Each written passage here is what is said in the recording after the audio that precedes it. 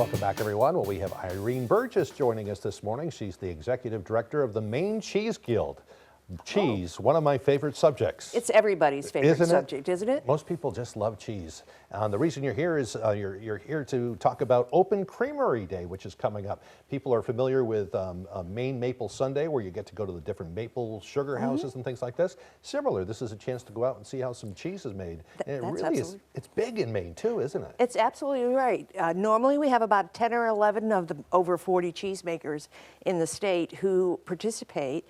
And you get to do everything from see where the cheese is made, see the cheese caves, see if they have a farm. Some people bring in milk, but other people have their own goats or their own cows, or we were just talking about water buffalo. Right. And so you get to see where the animals are, get to visit with the animals. It's actually a very nice family event, and most of the cheesemakers have a variety of events, not just cheese related, but animal related and agriculture related. I don't know if a lot of people realize how big the cheese industry is here in Maine. It's quite large. Yeah. Yeah, because you have Pineland, which is one of our members, and they're very big. They're just right down the around street here from you. too. Yeah. And then, but then you have a lot of local small cheesemakers who are very well known. I was lucky enough to go to Primo, that wonderful restaurant in Rockland, and all three of their cheeses were from Maine.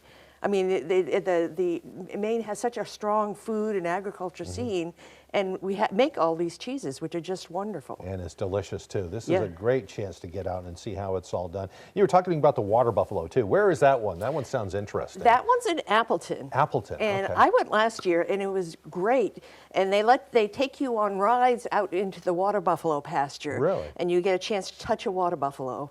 So that's kind of neat. And then you, of course, get to see how things are made, and a lot of people will have like samples and that kind of thing? Like the water buffalo people have water buffalo cheese. You can buy some water buffalo chili because they sell the meat. You can buy water buffalo ice cream. So you have a variety of options, and most of the places do have that sort of thing. They have a pumpkin vine family farm. You can do a walk with the goats and go for a long little hike with the goats, and so just really kind of fun stuff to do outdoors and enjoy this time of year. Yeah, that's another thing. What a great weekend if you were planning to go out and do some leaf peeping or something like that. Maybe go to one of these places and do both at the same time. Oh yeah, and you know, I mean, I kind of think of it as you can create your own adventure. Right. And you can go online and look at the MaineCheeseGuild.org website and check out the map.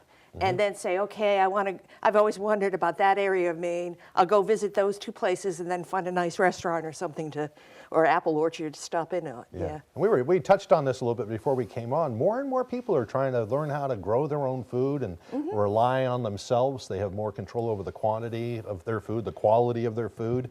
This might be a good chance to get some tips too. And that's true with, the Maine Cheese Guild was started by Maine cheese making as a whole was started by a lot of people around 2000, just being interested in learning how to, both, we call it cheese making having both a art and a science, because you have to think about both things. And people just being very interested in that and being interested in controlling how well the cheeses, and we have a lot of what they call artisan cheeses made in the state that are just magnificent. And Pineland, as I said, is our largest, but they make a terrific cheddar, for instance, that just won a big cheese award in Maine, in the state of Maine. We have an annual cheese award. I've had some of Pineland's food. They do a good job over there. Yeah. You touched on the website. If you want to get a list of these places where the Open Creamery locations are. Right. Yeah.